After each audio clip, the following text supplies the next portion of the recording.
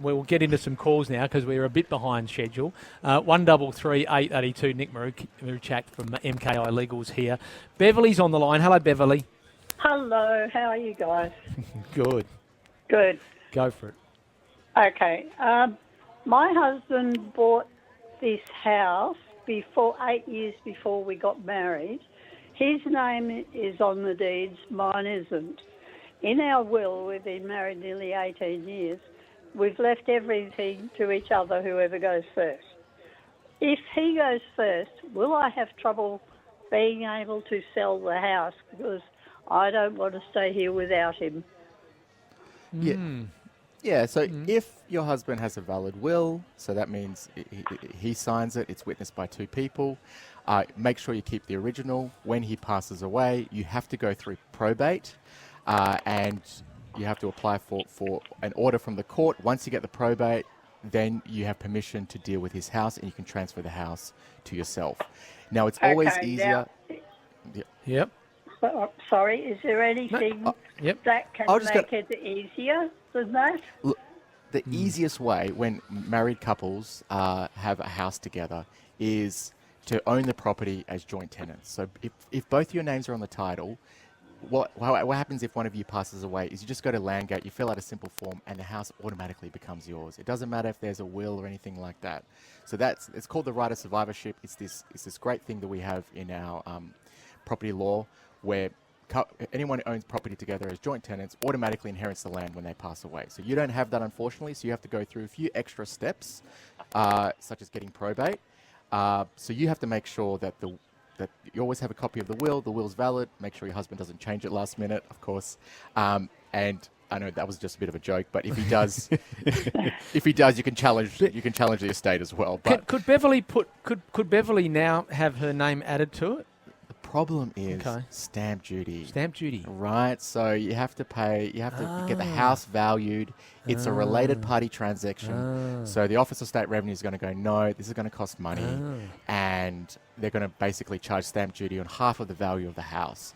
There's some technical ways to get around that. Say if Beverly put some money into the property when it was purchased. So at law, it's called a constructive trust. You really have to get legal advice to avoid the stamp duty. But on the face of it, you have to pay stamp duty. So you should be fine, though, Beverly. Yeah. If the will's good, the will's direct, it's got no issues around that, then what's his is yours. That's right. Now, the only thing to watch out for is if someone challenges your husband's estate. So it's children. So if you leave out a child, or there's a few categories of people, such as children, parents, siblings can't do it. Grandchildren can do it in certain circumstances. So is there any possibility of that, Beverly, that you're worried about? Anything like that? No. Okay. All right. Well, then there you go. So you should be fine. Everything works out as it should. I don't see any problems. You've just got to wait for the probate process before you could sell and then find wherever it is that you want to live. Should any of this, of course, eventuate, Beverly? I hope that helps you. Yeah, and the probate process in WA is really great. The Supreme Court of Western Australia has this online thing, this software that you just fill out all the details and it generates your probate documents for you. So you can actually do probate without actually going to a lawyer. Oh, okay, there you go. All right, Beverly, good luck with all that. Now then, Arnie has a question about Bunnings and dogs. G'day, Arnie. Hey, Gary. Hey, Nick. How are you going? We're good. Yeah, super quick question. So, Bunnings workers have been told they're no longer allowed to pet dogs, else they're going to get a written warning up to the SAC, and I'm just wondering what legal standing Bunnings has and what the workers have.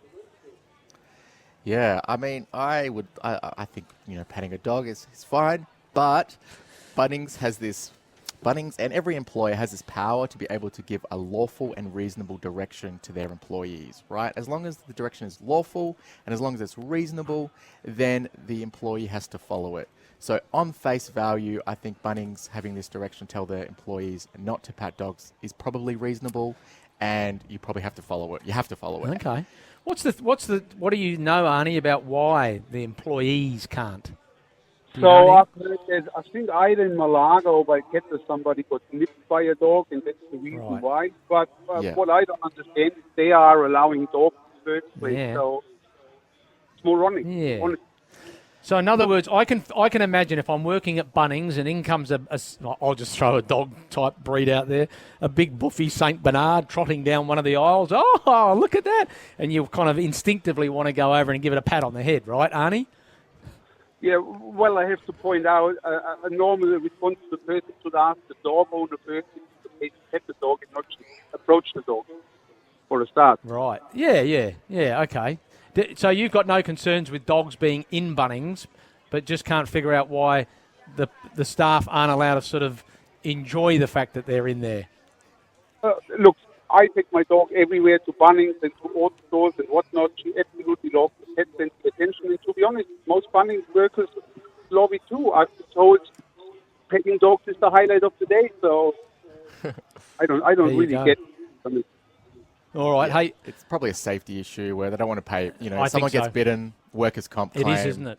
Right, and so they have a duty to protect their employees. And I think we all have a bit of a rule, don't we? That when we see a dog that we don't know that might be sort of, tied up outside a cafe or whatever, and it's as cute as all get out, and your instinct is to go and pat it. You've got to be a little bit, because you don't know that dog. You don't know how it's going to react, and that could happen in a Bunnings store. The dog could suddenly feel it's under threat or its owner's under threat. I kind of get it. Arnie, I wonder where Arnie was from. His accent, because there's a little bit of Arnold Schwarzenegger about Arnie, the way that he was speaking there. I don't know. But look, 133 882. We're talking all things legal. We're doing it at the Royal Show. And I'm here with Nick Maruchak from MKI Legal. If you would like some advice on anything, even whether it's dogs in Bunnings or wills, 133 882. Give us a call now. Plenty of time. Okay, Nick Maruchak live at the Jayco Caravan I should say, at the Royal Show. Okay, let's get back to the callers. Now, Ken's there. You got a question about a will as well? Certainly do. Listen, just being a Boy Scout, I like to be prepared. My outlaws are executors of each other's will, but neither have cognitive capacity to execute the will. What's the process? Jeez. Okay, so the will has already been executed and they've lost mental capacity, so they can't create a new will to appoint a new executor. Is that right? Yep. Yeah. So, all right. So this is probably not relevant, but just as a side note, the Supreme Court can create a will for someone who's lost their mental capacity. That's really rare. But in this case, assume you're not going to go to that process. So when one of them passes away, the executor, if the executor is unavailable or unable to do it, then when you won't apply for probate, you apply for something called letters of administration with wills annexed. The court has a process in place to say if the executor has died, or the executor has lost mental capacity, or the executor doesn't want to do it anymore, then they will appoint someone else. And so if the original executor and backup executor is not available, you just have to, if they're passed away, you lodge a death certificate with the court. If they've lost mental capacity, you really just got to get some a letter from a doctor to say they've lost capacity. And then one of the beneficiaries in the will can step in and take over as executor. So it's fine. Does that help? Okay. All right, Ken. Hopefully that's great. That to you. Good on you, mate. Thanks for the call. Michelle's there. In relation to a separation issue, is it, Michelle? Yes. I would love some advice. My son and daughter-in-law are in the process of separating. There's a baby involved. Now, my daughter-in-law has gone to a solicitor and she said, look, if we do Form 11 and we both use the same solicitor, it'll be a lot cheaper. I worry about a conflict of interest, and I just wondered, is it the norm? Is it usual for both parties to use the same solicitor? No, I wouldn't do that. So a lawyer will be in a conflict of interest if both parties' interests are not aligned. So here, the two parties here have completely different interests. A lawyer cannot act for both of them. In really rare cases, a lawyer can do it, but they have to give extra notice. They have to give informed consent. There's a whole process for it.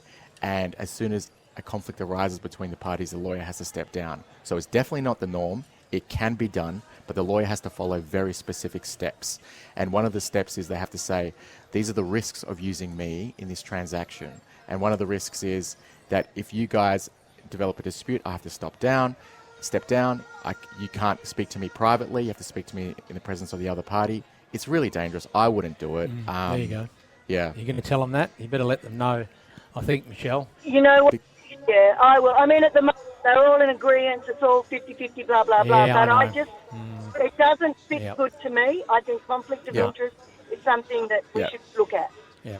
So You're on ask, the money. ask them, did the lawyer provide informed consent? And if the lawyer did, then that's okay. If they didn't, well, you can report them to the You can go board. further, but I'd be careful with that. All right, Michelle, thanks. It's Julianne Sprague, and what fun you can have with the Royal Show. We have a technical issue down at the Jayco Caravan. If you're walking past, you're probably seeing Gary Adset pulling his hair out because I get to take over his studio for a few minutes or so. I think we've still got some people waiting to have a chat to Nick Maruchek from MKI Legal. And the beauty of mobile phones, Nick, is it means we can have a chat. G'day. Hello. Nick, we'll do this the old school way. I think Chris is on the line who has some advice he needs from you. Chris, g'day. What's your question for Nick? Yeah, Julianne, Nick, good morning. I was just curious as to why would I take my cans, recyclables, and cash them in at a place in Malaga, and any coin, I get notes and coins given to me. And the last time I went to offer the coin to one of the guys that was on the floor, it's what I normally do. And he said they were not allowed. They were instructed they weren't allowed to take it. I was just curious as to why that would be. Can the company do that? So there is some law under the currency law where they say that you can pay in coins, but up to a certain limit. And the law has a limit. So say if you're paying in dollar coins, there is a certain limit. If you're paying in less denominations, there is a limit. So they have to legally accept the coins as long as it's not above a set limit. Now, I can't recall that limit, but it's around $5 or something like that. So the legislation says coins are legal tender, but you can't go in with a big bag of it. You can only, so the merchant has the right to refuse the coins if it's over a certain denominator amount, if that makes sense, right? So how much were you paying in coins? No, sorry, I think you misunderstood. I was getting cash back for my recyclables, and I wanted to give one of the workers there the coin. I was going to keep the note. For argument's sake, I got $32.20. I was keeping the $30 in the notes that I'd received back for my depositing my cans, and I wanted to give him just as a bit of a, here you go, man, here's a couple of bucks change, get yourself a Coke or something like that. So that was my questions, and the company, they were directed, they weren't allowed to accept it.